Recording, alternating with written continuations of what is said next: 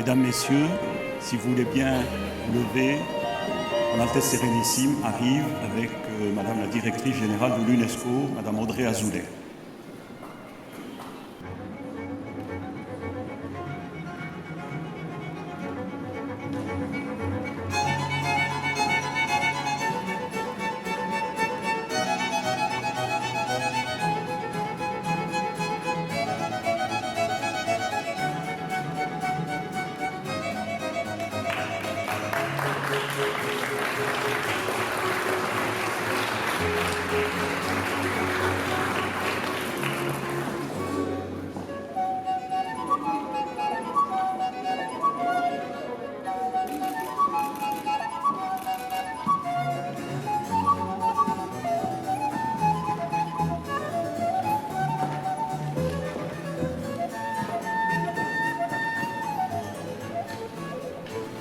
Monseigneur, Madame Azoulay, directrice générale de l'UNESCO, Monsieur Laurent Stéphanénis, ambassadeur de France auprès de Monaco, Monsieur Robert Calgagno, directeur général de l'Institut océanographique de Monaco, Madame Elisabeth Bréau, présidente et directrice des rencontres internationales Monaco-La Méditerranée, Excellences, Mesdames et Messieurs, chers amis, je vois beaucoup d'amis dans la salle et je suis très heureux et évidemment très honoré de la présence, encore une fois, pour la 20e fois, Monseigneur, à ces rencontres. Et bien entendu, c'est un grand honneur et un privilège pour les RIM de recevoir également Madame Audrey Azoulay, en sa qualité de directrice générale de l'UNESCO et qui vient honorer de sa présence également cette rencontre qui est la 20e. Agir pour le patrimoine. Agir pour le patrimoine. Quel beau thème retenu pour cette 10e rencontre. Agir pour le patrimoine, c'est préparer le futur, c'est définir, penser, constituer ce qui est et sera patrimonial demain. Ce sont les fondations des générations à venir qui s'en serviront pour, à leur tour, bâtir leur propre histoire. Nous sommes des passeurs qui faisons le lien, responsables du maintien et de la préservation de ce patrimoine. C'est tous ensemble, vraiment tous ensemble, que nous devons agir avec l'ambition que la protection du patrimoine soit et devienne encore plus un enjeu mondial, un enjeu efficace et un enjeu durable. Je vous remercie de votre attention. Madame la Directrice Générale, votre présence aujourd'hui honore ces rencontres. Avec l'UNESCO, vous représentez ce qu'il y a de plus noble dans les institutions internationales, car l'UNESCO a pour mission de faire rayonner dans le monde l'éducation, la science, la culture et rassemble les élites du monde entier. Agir pour le patrimoine, le thème est vaste, difficile à traiter dans sa totalité en 2 journées de travail. Bien qu'il ne couvre pas tous les sujets, il est abordé par nos éminents intervenants selon des angles variés. Mise en perspective historique, actions politiques et pratiques sur le terrain, en passant par des cas concrets touchant aussi bien la Méditerranée dans son ensemble que certaines régions particulièrement fragilisées en ce moment et avec un regard aigu aussi sur les nouvelles technologies.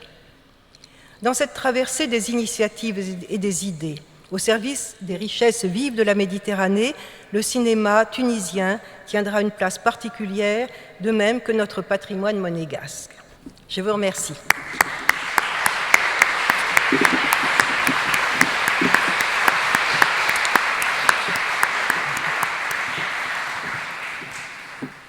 Merci beaucoup.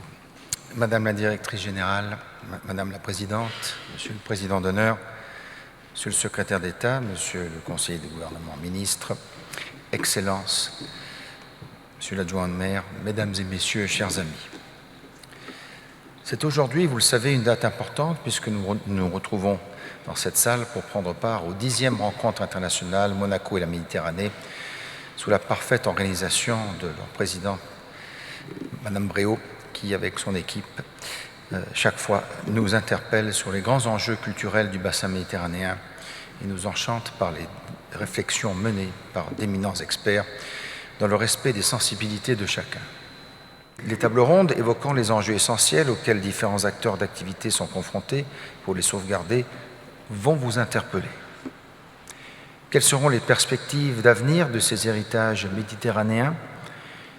Quelles en seront les stratégies de protection et de nouvelle gouvernance? Et comment développer le patrimoine collaboratif qui semble être l'une des approches aujourd'hui proposées?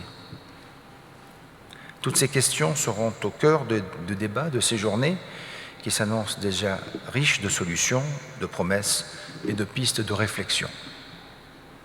Route d'échange et de dialogue, la Méditerranée, creusée de nos civilisations, trouve dans le patrimoine un médium dont nous avons le devoir de protéger, de faire vivre et d'expliquer. Ces patrimoines divers contribuent au nécessaire enrichissement du dialogue méditerranéen. Encore faut-il mettre en œuvre les actions nécessaires pour préserver ces trésors fragilisés afin de maintenir vivant un héritage pour les générations à venir. Je suis certain que vos échanges traceront des perspectives prometteuses dans un échange culturel de qualité. Aussi, c'est avec infiniment de plaisir que je prononce l'ouverture des 10e rencontres internationales Monaco et la Méditerranée et vous souhaite de fructueux et intéressants travaux. Merci infiniment.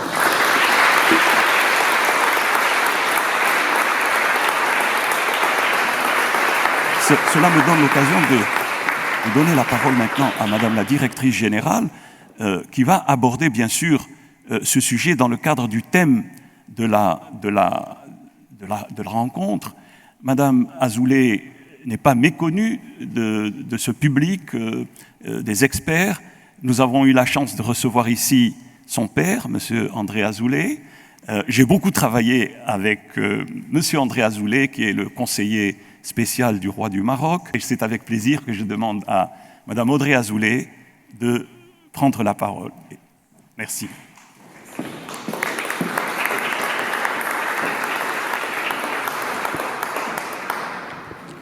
Monseigneur, Madame la Présidente des Rencontres internationales de la Méditerranée, Monsieur le Président d'honneur, Monsieur le Directeur général de l'Institut océanographique, chers amis du cinéma, des patrimoines, de la Méditerranée, Monsieur le Ministre, Excellences, Mesdames et Messieurs. Je veux d'abord vous dire à quel point je suis heureuse et honorée d'être parmi vous et pourquoi j'ai tenu à être avec vous ce matin, malgré les aléas de la conjoncture que vous connaissez. J'ai tenu à être parmi vous d'abord pour dire devant vous et témoigner dans mes fonctions de directrice générale de l'UNESCO de notre reconnaissance à l'égard de la Principauté de Monaco, qui est un soutien non seulement fidèle, mais je dirais de plus en plus actif dans toutes les causes que nous défendons, qu'il s'agisse du patrimoine naturel, du patrimoine culturel, du lien indéfectible qu'il y a entre les deux, des sciences océanographiques, mais aussi, c'est moins connu, de l'éducation des filles. Nous avons, et je veux vous en remercier, Monseigneur, et remercier votre gouvernement, un allié que nous trouvons toujours à nos côtés, et nous vous en sommes reconnaissants. J'ai tenu aussi à venir pour témoigner de la fidélité de l'UNESCO à ces rencontres, parce que je crois que ces rencontres internationales de la Méditerranée nous montrent l'exemple de ce que sont des liens profonds entre les sociétés civiles, là aussi par-delà des aléas, des conjonctures politiques qui peuvent varier, mais cette toile que vous tissez par ces rencontres, par ces croisements d'expertise, par ces actes que vous publiez qui laissent une trace, eh bien je crois que vous faites l'œuvre la plus utile et qui correspond aussi profondément à ce qu'est l'ambition et l'idéal de l'UNESCO. Monseigneur, Mesdames et Messieurs, cette injonction d'action pour préserver le patrimoine, celle qui nous réunit ce matin, elle se fait au nom d'une identité commune, elle se fait au nom d'une humanité commune, et cela correspond bien à l'utopie qui a été la création de l'UNESCO, mais une utopie à laquelle nous croyons et à laquelle nous contribuons aujourd'hui, pour léguer aux générations futures ce dont nous sommes seulement les passeurs, les dépositaires temporaires. Mais il y a quelque chose qui se joue, je crois, dans notre capacité à transmettre ce patrimoine, à le faire comprendre, à le faire partager, quelque chose qui se joue dans notre relation aux autres et à nous-mêmes. Il y a aussi une dimension irréductible, éthique, morale, dans notre relation à la mémoire, au passé, aux souvenirs, que vous avez cités aussi en introduction. Et peut-être qu'ici, en Méditerranée, on peut aller même plus loin, non seulement pour accepter l'autre dans sa diversité, mais peut-être aussi pour l'accueillir dans sa différence, dans la complexité de son histoire, puisque le message de la Méditerranée, c'est aussi un message de complexité. Et je crois que ce n'est pas le message, malheureusement, le plus commun dans les temps que nous vivons. Agir ensemble dans cette mer de singularité, c'est faire vivre l'aphorisme avec lequel je veux conclure, de l'écrivain martiniquais Édouard Glissant, lui aussi très concerné par les questions d'éthique, d'imaginaire et de culture, et qui nous dit « Agis dans ton lieu, pense avec le monde ». Je vous remercie.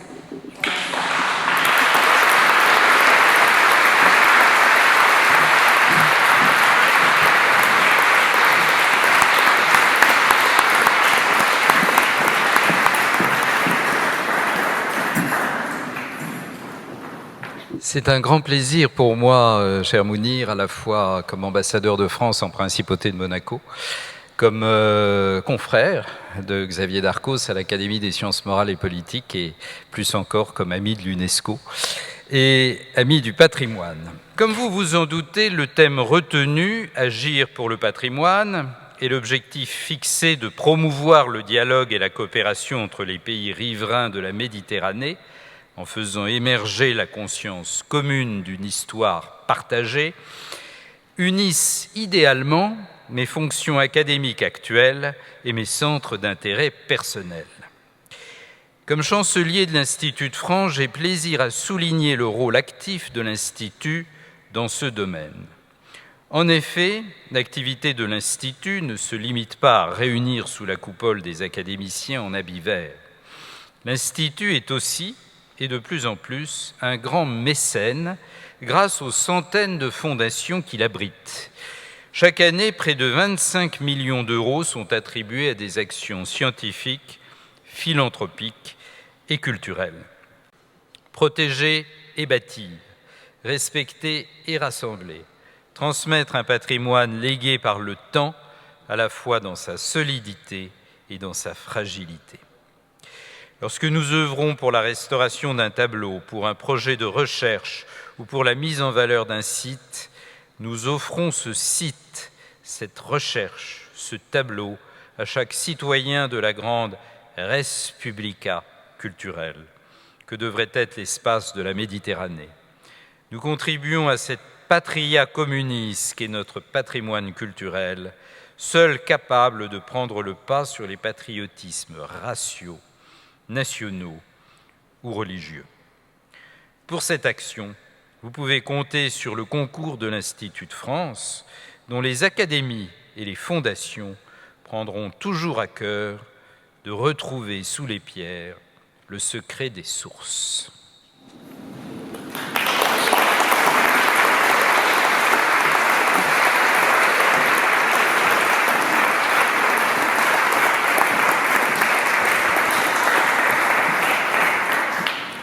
Madame la directrice générale, vous avez reçu au cours de votre carrière de nombreux prix et des prix prestigieux.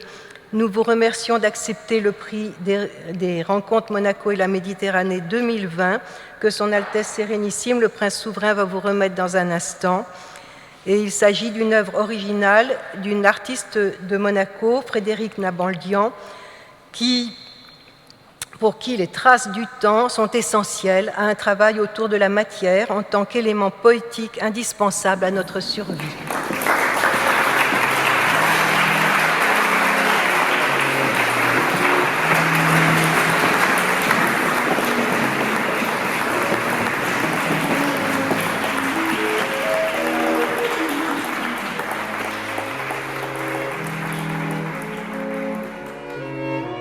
Monseigneur, Mesdames et Messieurs, juste un mot pour vous dire ma gratitude pour vous dire que je suis très honorée de ce prix et que je le prends bien sûr au nom de l'action de l'UNESCO, au nom de mes prédécesseurs, au nom de toutes ces équipes avec lesquelles vous dialoguez, au nom de tous ces gens qui, comme vous, sont passionnés, sont engagés, se battent, refusent le cynisme, refusent le découragement. Et je suis très fière que ce soit l'œuvre aussi d'une artiste. Et je suis très fière de les recevoir aujourd'hui au nom de tout ce qui nous précède, mais au nom aussi de tout ce qui va suivre. Merci infiniment, merci Monseigneur, merci Madame la Présidente.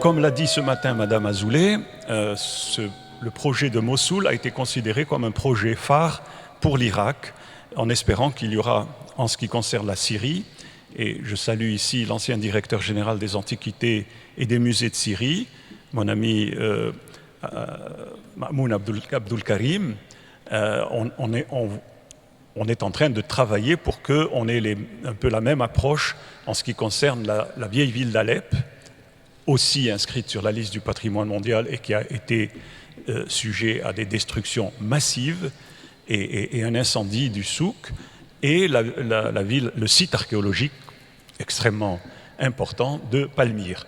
Alors aujourd'hui, en quelques minutes, je vais vous montrer l'état dans lequel se trouve la ville de Mossoul. Là, nous sommes déjà dans un endroit qui vient d'être déminé, et sur la gauche, vous voyez le reste du minaret de Mossoul au milieu des décombres.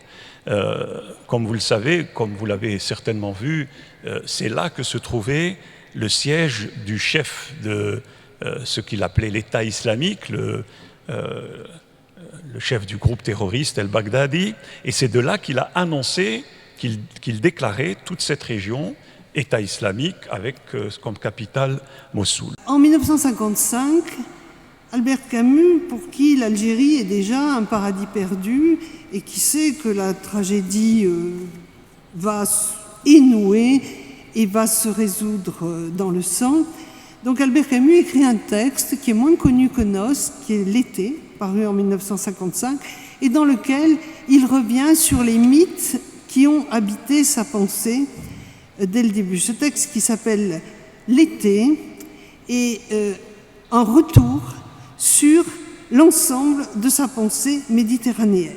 Et pour conclure, je donnerai la parole à quelqu'un que Camus a beaucoup lu, en l'occurrence Friedrich Nietzsche. On s'attend peu à cette remarque de lui, mais c'est quand même de Nietzsche. Donnez-moi un théâtre et je vous ferai un citoyen, capable, j'espère, de respecter et de faire vivre le patrimoine. Je vous remercie.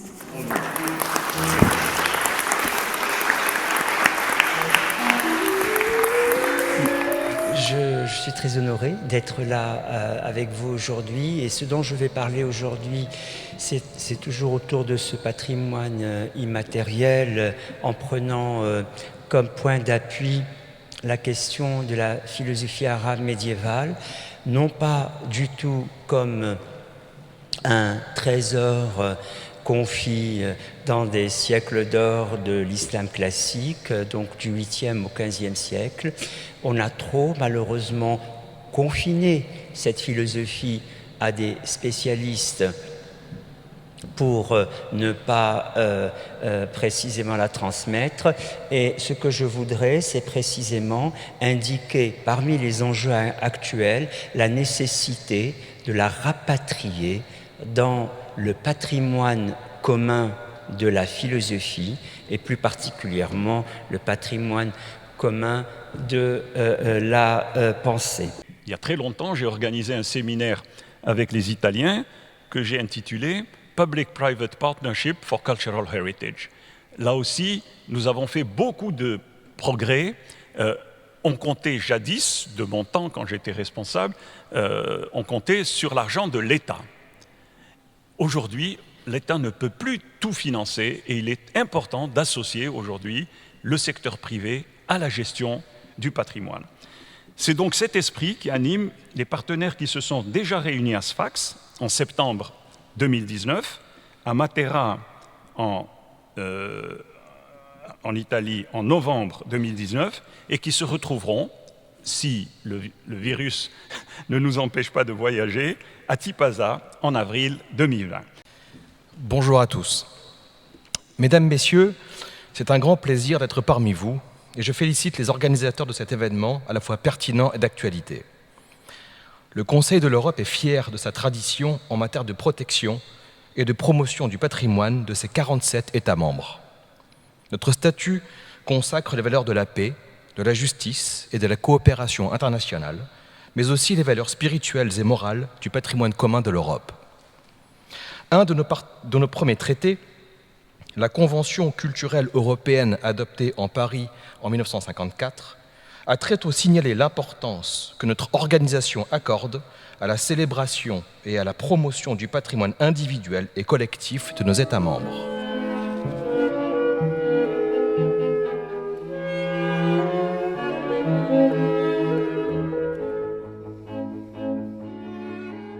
Raison idéologique, je vais vous montrer, ça ne vaut pas la peine d'en rester très vite. Palmyre avant, voilà. Ils ont explosé le Sela dans le temple Bel. Donc, comment on va, dans cette ambiance de travail, de déclarer dans une guerre comme ça que je suis indépendante, c'est pas facile. Et d'ailleurs, c'est la réalité. Il fallait qu'on soit indépendante dans la vision politique vis-à-vis de l'ensemble. C'est-à-dire, on dit un jour, la guerre va terminer, les gouvernements changent, tout va changer, mais tous les dégâts vont rester marqués dans notre histoire éternellement. En Syrie, nous étions depuis longtemps, depuis les années 2000, dans un programme dans la citadelle et autour de la citadelle d'Alep, et un autre programme plus petit dans les quartiers anciens de Damas, dans la restauration de 3 maisons historiques. Mais tout ce travail a été, dans certaines façons, interrompu par la guerre. Alors, dès que Alep est revenu dans les sous-contrôle du gouvernement, nous avons posé la question de qu'est-ce qu'il fallait faire. Pour nous, la Syrie, c'est un des pays prioritaires dans nos programmes et dans notre stratégie. Donc, il fallait créer une stratégie pour revenir en Syrie et essayer, avec notre action, d'amener les actions d'autres organisations. Ces travaux, ça consistait en quoi? En fait, on faisait ce qu'on appelle de la prospection. C'est-à-dire qu'on prenait ces voitures, là, on traversait des déserts, on traversait des régions souvent très, très éloignées de tout. Hein. Là, par exemple, on est en Bactriane, dans le nord de l'Afghanistan, et pour identifier des sites archéologiques. Hein. Identifier ces sites, les relever, mieux les connaître. On arrive effectivement dans ces zones qui sont souvent désertes et on essaye voilà, d'identifier les ruines. Et malheureusement, ce qu'on retrouvait de manière assez constante, c'était des destructions. Alors, pour commencer, je dirais que c'est avec une joie certaine que je participe à ces 10e rencontres. Une joie qui est d'autant plus grande qu'elle me ramène quelques années en arrière, à l'époque où les RIM estimaient déjà important de parler de la numérisation du patrimoine et que j'étais intervenue sur les images dites de synthèse. Alors j'étais intervenue sur ces images, non pas en tant que professionnelle de la numérisation, mais en tant que théoricienne formée à la philosophie esthétique et à la théorie de l'art. Ma communication, que j'appelais alors « Les ruines doivent-elles être reconstruites ?», s'interrogeait sur la valeur des images numériques en prise avec le passé, ou plutôt sur leur valeur, au pluriel donc. Bien sûr, la critique était injuste. Les attaques étaient imméritées en raison du caractère extrêmement nouveau de ces images, de ces représentations. Pourtant, je m'y risquais en mettant en regard donc images 3D issues de documentaires et d'autres productions audiovisuelles à portée plus ou moins pédagogique, avec ce qu'une tradition iconographique nous avait légué.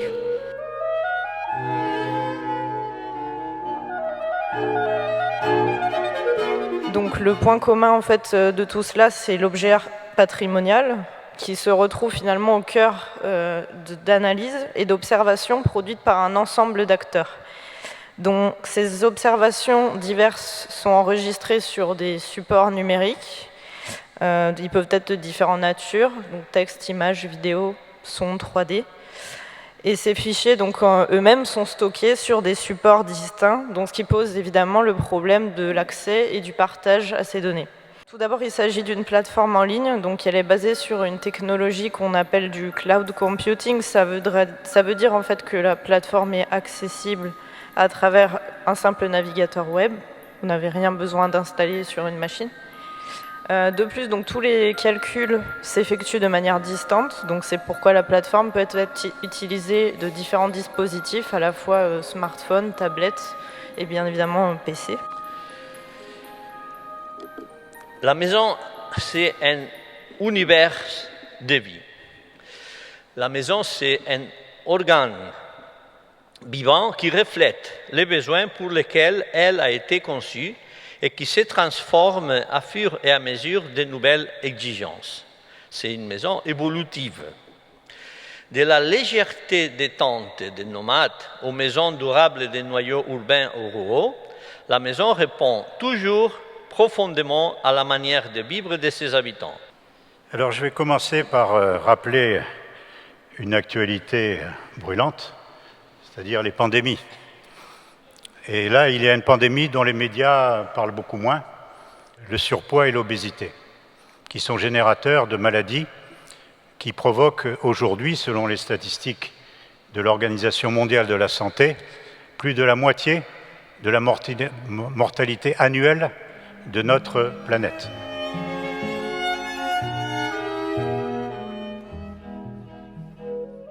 Madame la Présidente, Excellences, Mesdames, Messieurs, chers collègues, je voudrais d'abord rappeler qu'il y a 13 ans maintenant, puisque ces rencontres sont placées dans une communion évidente avec l'UNESCO, la délégation permanente de Monaco auprès de l'UNESCO avait organisé une journée d'études sur le patrimoine immatériel des petits États et que les réflexions de cet après-midi se situent dans le sillage de cette réflexion engagée en 2007.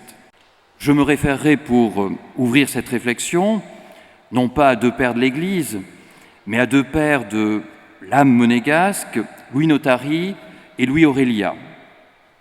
Louis Notari, auteur notamment des paroles en langue monégasque de l'hymne national, qui, dans un opuscule intitulé « Quelques notes sur les traditions de Monaco en 1960 », écrivait « On n'explique pas facilement à première vue que cet État minuscule ait pu jusqu'à présent défendre et conserver son indépendance.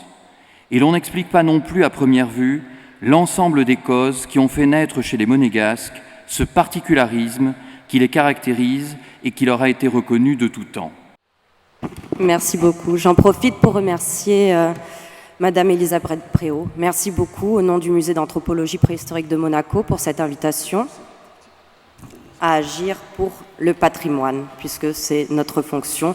Vous le savez, donc nous sommes ravis d'être là. Je vous parlerai aujourd'hui des découvertes d'hier et d'aujourd'hui en principauté pour ce qui concerne l'apport des recherches archéologiques, sujet que l'on connaît très peu, voire qu'on ne connaît pas du tout. À Monaco, les premiers objets archéologiques qui ont été découverts datent, ça se passe à peu près au XVIIe, XVIIIe siècle, mais c'est de façon très isolée. Le grand boom de ces découvertes qui sont fortuites, faites par hasard, c'est aux alentours de la fin du XIXe siècle, début du XXe siècle. Pourquoi? Ça s'explique tout simplement par l'histoire des sciences et l'histoire de la principauté de Monaco. C'est la naissance de Monte-Carlo, la création de cette urbanisation, donc de ces travaux évidemment, et les débuts de la croissance économique de Monaco. Mais revenons maintenant à ce que c'est que le cinéma du Maghreb, puisque Vincent m'a confié cette mission. Le cinéma du Maghreb, d'emblée, il s'est dit on ne va pas faire ça.